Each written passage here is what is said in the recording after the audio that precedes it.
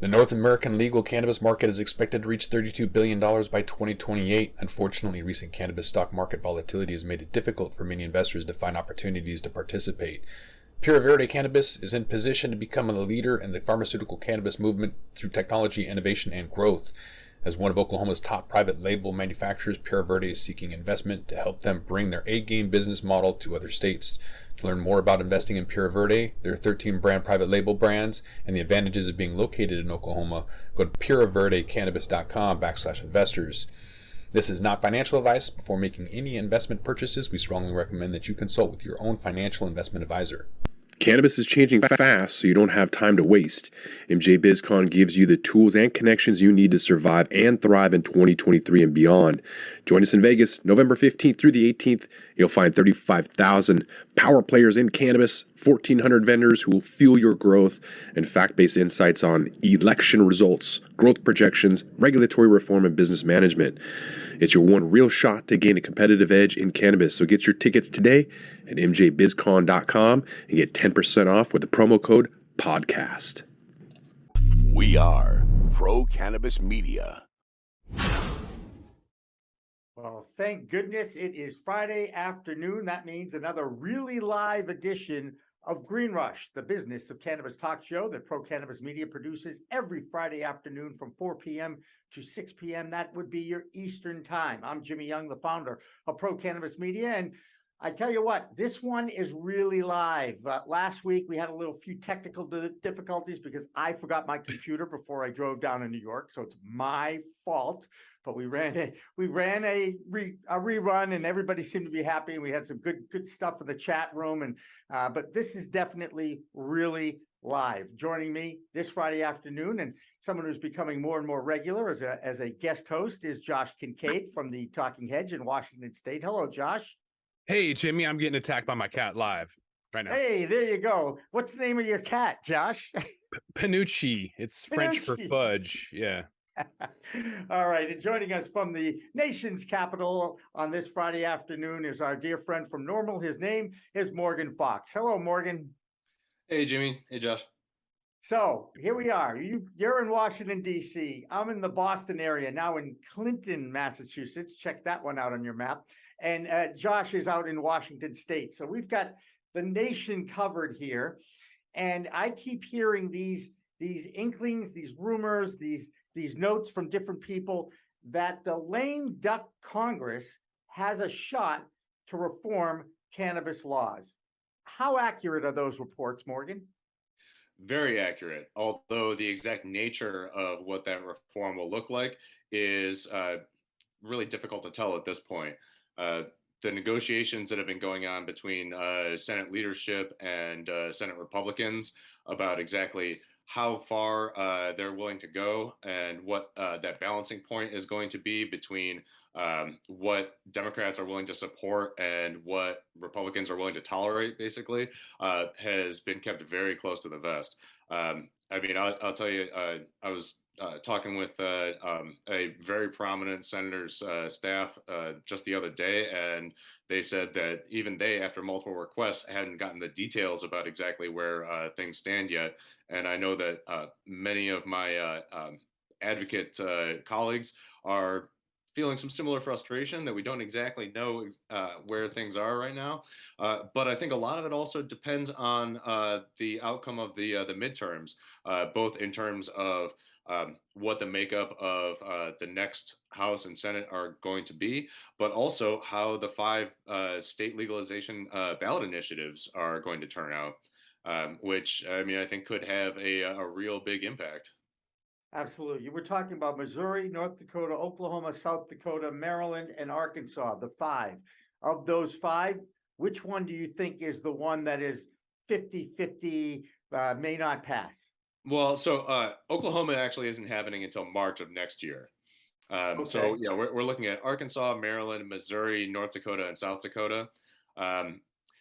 Arkansas is 50-50 right now. I am cautiously optimistic that it will pass.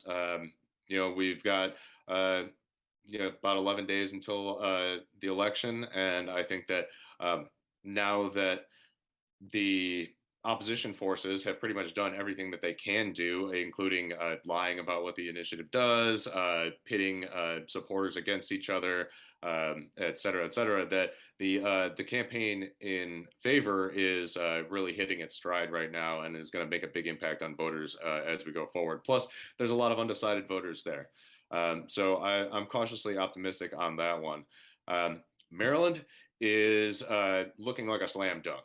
Yeah. Washington Post reported 73% support just a little bit ago, and interestingly enough, from a policy and elections wonk like myself, I thought that poll was super interesting because we've always wondered about exactly what effect having cannabis policy reform and legalization measures on the ballot does for the rest of the ballot, whether it's down ticket items, overall voter turnout, et cetera. And really, I think that this might have been the first poll that really showed what impact legalization measures could have on turnout, particularly during a midterm election that typically sees a lot less turnout.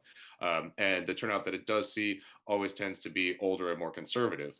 But that same poll showed that a majority of the people that were not intending to vote, they expressed that they didn't plan to vote when reminded that marijuana was on the ballot, completely flipped their decision and said that they absolutely were going to vote. So I think it's great to finally start seeing data like that. And I hope that we can get a lot more exit polling and more in-depth research on this concept going forward so that we can determine exactly how these things affect broader elections and help us fine-tune strategy going forward. Yeah. Looking at Missouri, the polling is really all over the place. I mean, last month, two polls came out, one of them showing 62% and one of them showing 48% support. Big undecided margins on both. So I think that it's anybody's guess. I should note that Arkansas and Missouri seem to be the states where there is the most organized opposition, as well as the most establishment opposition. But in general, I think that these things both stand a chance of really doing well in the elections coming up. The Dakotas are an interesting situation. For North Dakota, we don't really have any recent polling to look at. Is there enough people in North Dakota actually to conduct a poll? Well, it'll take you 10 years to get around to everybody. And that's one of the problems with even getting things on the ballot in states like that, because it just costs so much more money to be actually able to reach potential voters and get those signatures. And then when you're talking about outreach, yeah, the media markets are small and relatively inexpensive to start to inundate, but actually getting across to people and doing real grassroots organizing is a lot more difficult when you're in places with lower population density. But we saw that in 2020, voters narrowly rejected a legalization measure in North Dakota. But then the following year, the state House of Reps approved a legalization bill that was then stalled by the Senate. The initiative this year is very much modeled on the version that the House passed in order to kind of grease the wheels a little bit and make sure that it wasn't going to be challenged via lawsuit over its constitutionality should it pass, or even before it gets on the ballot. We're pretty confident that one is going to pass. I'll bet possibly by a narrow margin, but it's impossible to tell at this point. South Dakota is the one that's really kind of a surprise. So, I mean, as you know, in 2020, South Dakota voters approved medical cannabis by a wide margin and adult use by a pretty decent majority. I think it was above 55%. First state ever, and a conservative state no less, to actually pass an adult use initiative without a pre-existing medical program in place. So, I mean, it was really a game changer. And then the governor decided to use taxpayer money to file a lawsuit to invalidate the measure. It went in front of a judge that she appointed. So of course the lawsuit was effective, and then the Supreme Court upheld the appeal. Interestingly enough, the most recent polling that we've seen shows that support for the measure is around just a little bit above 43%. Now, my colleagues on the ground there tell me that polling is inaccurate. And I think that a lot of things can happen, between now and election day.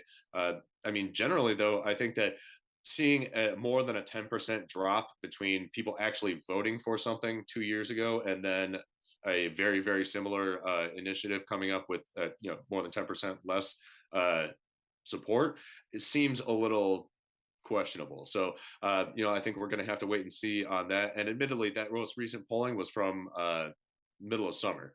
So I'm not sure how much we could trust it. We should take it with a grain of salt. Either way, my colleagues at MPP and a number of other coalition groups are working hard there, and I'm hopeful that the Dakotas will move as well. Uh, End of the day, though, we're looking at very, very, very likely at least one state being added after election day. Right. Morgan, did you say that it was a ballot initiative or legislative initiative? That Ballot last, initiative. it was okay. Yeah.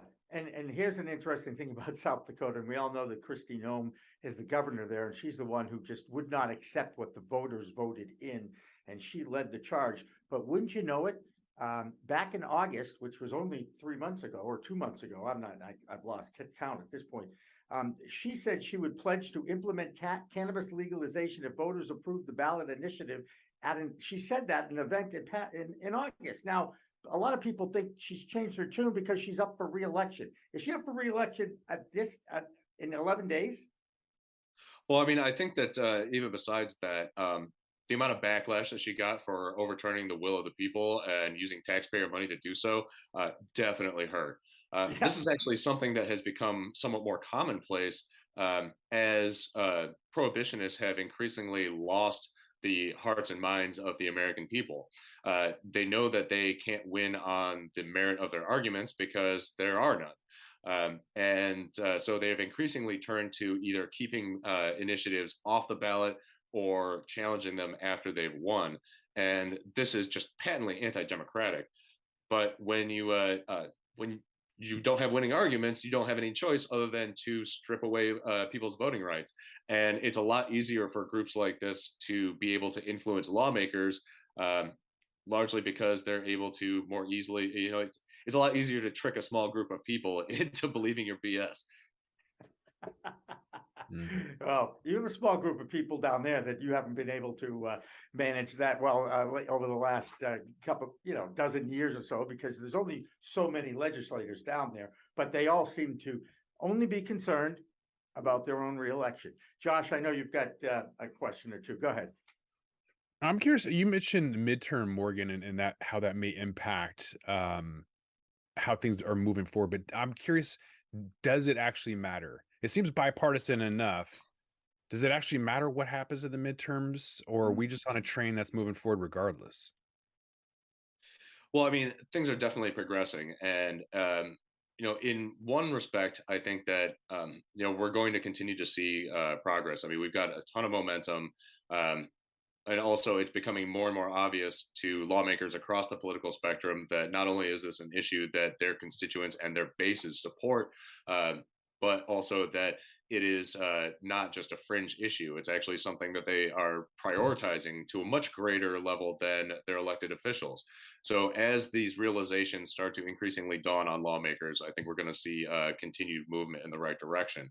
There are just some intricacies and nuances that might slow things down or speed things up depending on what happens. And there's so many different variables at play here. But I think that the outcome of the midterms in terms of who controls Congress or either chamber of Congress absolutely will have an impact on what is able to be accomplished in the lame duck. For instance, if Republicans win both chambers, then they have no real reason or political impetus other than the members that are active supporters of this issue to actually move something in the lame duck rather than waiting until the next session when they control things. The same logic goes for if Democrats retain control of both chambers. They no longer have that motivation to get something done under the wire, even though it would surely be very popular for their constituents, particularly in states that have already enacted modern, sensible cannabis policies. If the chambers remain split control, then I think we have a a better environment in which to get things done in the lame duck, because it's anybody's guess what will be able to be accomplished in the upcoming session. Speaking of, will he be able to delist anything? He mentioned that Biden mentioned that before. Was that just to create some hyperbole, or to create some buzz, or is he serious about that? He's actually have some action behind those words. And what's the most likely outcome, you think? Is he going to follow like the liquor, and how that was kind of just left up to the states? Have you heard any updates on that? All right, so the Biden announcement that called on relevant federal agencies to review the placement of cannabis as a Schedule One substance, it was definitely very useful, because I think it highlighted the fact that Schedule One is an entirely inappropriate placement for cannabis. And it brought a lot of attention to it. There are a lot of people talking about it now. We've heard from these federal agencies that, including the FDA, that this is now a high priority to pursue this review process. However, in order to actually get this review accomplished, is going to take a lot of work on the part of many different federal agencies. It's also going to require, if we want a positive outcome, heads of these federal agencies to basically backtrack and admit that they were wrong for decades. Very unlikely to happen. The process itself also takes years, even if it's being fast tracked. Now, if we are looking at the history of the schedule review petitions, NORML has been filing these petitions since 1970. And every single time, it has taken years to even get the petition accepted. It's taken more years to even get the petition or to get the review process done. And then, as in the case in 1988, when the DEA's own administrative law judge ruled that there was absolutely no reason for cannabis to be on Schedule One, and that in fact it was, quote, one of the safest therapeutic substances known to man, the DEA said, that's not binding. We're not going to follow that. And that has happened several times since then.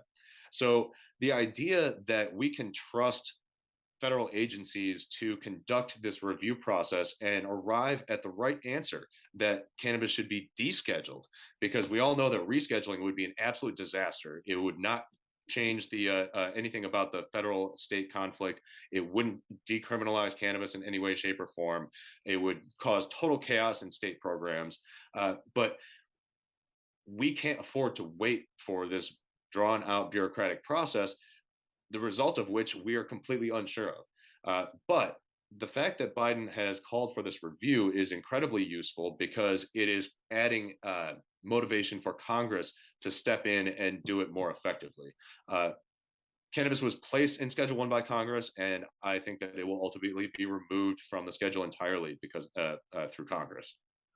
Hey, so I just got a, whatever this is, I guess it would be a news article. I never know if it's a newspaper article or newsletter or it's a distribution press release, but it's still saying that the DEA will have the final word about what happens with the cannabis scheduling. And it's weird because the FDA is the one that seems to be leading the charge to make changes, but both of these little organizations, the bureaucratic organizations in our country are all saying, well, we need to do more research.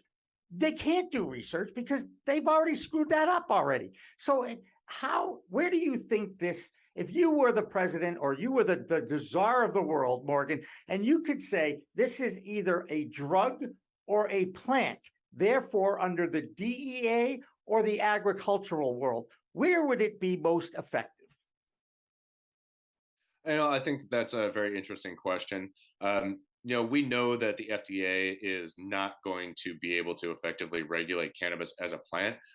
They can probably effectively regulate cannabinoid-derived or cannabinoid-based drugs.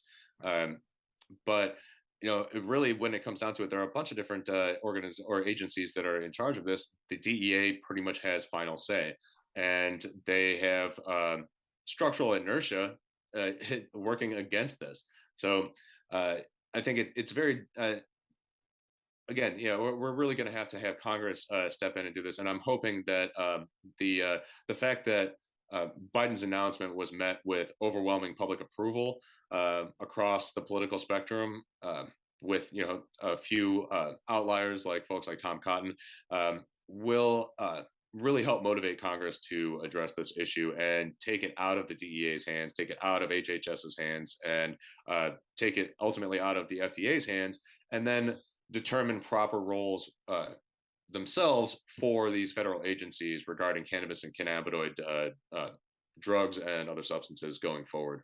Yeah.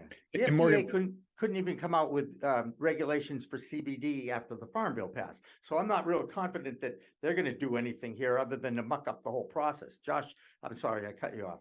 No, it's all right. I was going to ask if the recent news about Germany had any influence or any drive in making any of that happen faster. I haven't heard any members of Congress really speaking about that. Do they even know? That's a good question. Yeah. I think that Congress is kind of a weird place. They lean on international developments when it suits their purposes, and then ignore them when it doesn't. So I think that it's difficult to tell what sort of impact Germany's impending legalization is going to have. One thing that I have been telling people for years is that the U.S. is in danger of being left behind in the international cannabis market because of the continued intransigency of federal law and of Congress. And so, if we're worried about all of the various factors that go into making the United States a continued top player in global markets, this is one area where we could pretty easily stop the slow ebb of the rest of the world passing us by. Is there any shot of a federal cannabis agency being created, and its only concern would be the hemp world and the THC cannabis world? Is there any hope for that? And is it actually would add another layer of bureaucracy to this whole issue? Well, there's been a lot of discussion about that, and I think that it's possible. I'm not necessarily sure that it's wise. There would still be a lot of other agencies that would have some interaction with cannabis and cannabis policy and cannabis regulation. And we know that there are already systems in place and agencies in place that have experience dealing with this sort of thing. Whatever aspect of the regulatory structure or control that you're talking about, and creating new agencies is incredibly difficult. I mean, it's hard enough to get the ones that exist to do their jobs right. Adding new ones is a whole other, jar of snakes. Not to mention, like, once you actually get it created, then you actually have to get it up and running and get it make sure that it's effective. That can take years, and we don't really want to prolong the process that much. I think that what is probably most likely is that there might be a new department built off of an existing agency that is primarily concerned with the restorative justice components of any sort of descheduling and regulation bill. But I tend to think that it would be a lot easier and a lot quicker to just effectively define what roles existing agencies have in this process. Yeah. And lastly, I just want to get your reaction to what was the reaction to President Biden saying that he was going to let out, 6,500 pardon 6,500 federally convicted possession or nonviolent cannabis criminals. And of course, the entire industry and everybody's writing articles about this doesn't affect anybody, right? Well, I mean, the 6,500 people that are eligible for it would say otherwise. Well, who are they? Because I have yet to hear anybody say, here's an example of someone who was pardoned. That's what I'm waiting to hear, because most people are saying this was window dressing. At least this is the scuttlebutt I got out of New York last week. Well, Chris Goldstein, NORML's Northeast regional coordinator, is one of the people that would be directly impacted by that and is eligible for a pardon. Also, you have to think that these go back to 1992 and up until 5 years ago. So there are a lot of people that that this is going to impact. And you know, just because they're not activists and not in the public limelight doesn't mean they don't exist, and doesn't mean that those charges haven't been hanging over their heads, negatively impacting their ability to live a normal life and reach their full potential. No, but So I think the argument though was that there's not a single person that's in there simply for possession. They had other things that they had with them. So intent to distribute, for example, isn't simply just a possession. So there's not a single person that's going to be affected by that law unless they expand it. no, that's not the case. What you're talking about is incarceration. Now, there may or may not be anybody that's in federal prison for simple possession charges. I tend to think that there aren't, but the simple possession charges definitely do happen, and there's roughly 6,500 people that it will impact. So just to And while clarify, because I think we're talking about two different things. One is the people that are still in prison, one are the people that are out of prison. So you're saying the people that are out of prison can be affected, but no one in prison are gonna.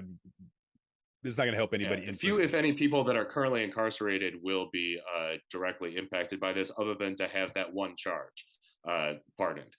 So and also the pardons actually only affect people who have been out of prison or out of supervised court release programs for at least 5 years up until the date of that announcement.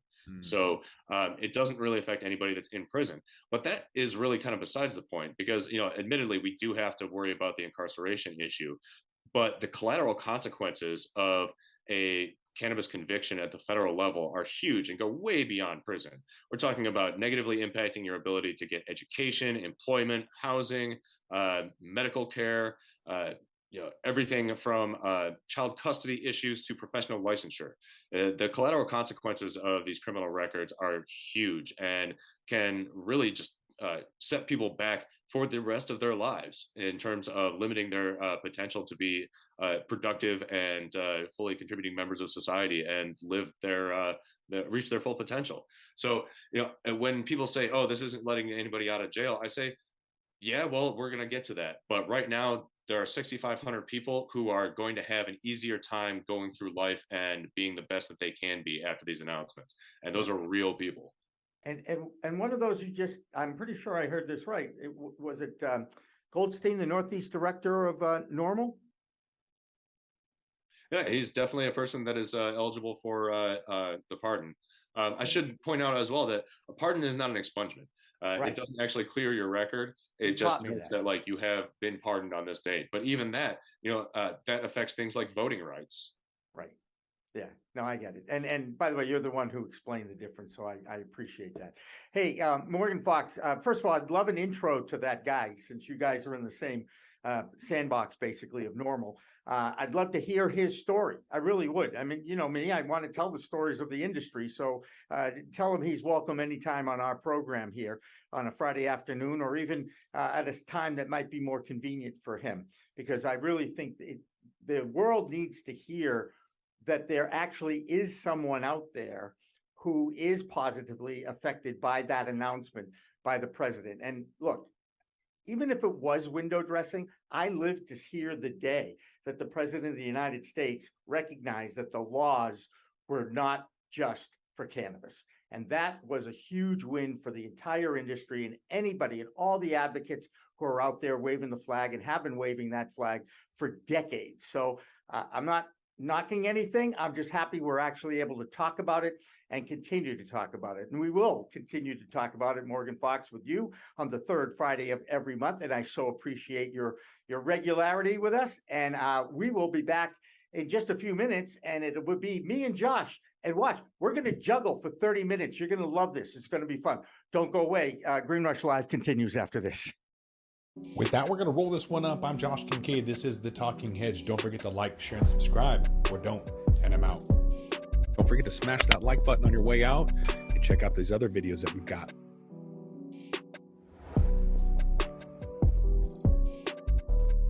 Thanks for listening to today's show.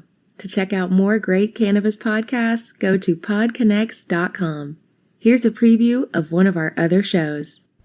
Infused, a cannabis talk show, is a one-of-a-kind look inside the cannabis industry. Meet the amazing people who make cannabis businesses bloom as they join host Nick with Francesca and Mike for creative cannabis conversations. Get an honest look at the business of cannabis, including trends, best and worst practices, products, education, and advocacy. Whether you're canna curious or running a cannabis, Infused has canna conversations that count. Infused is available on YouTube and is now streaming as part of the PodConnects network.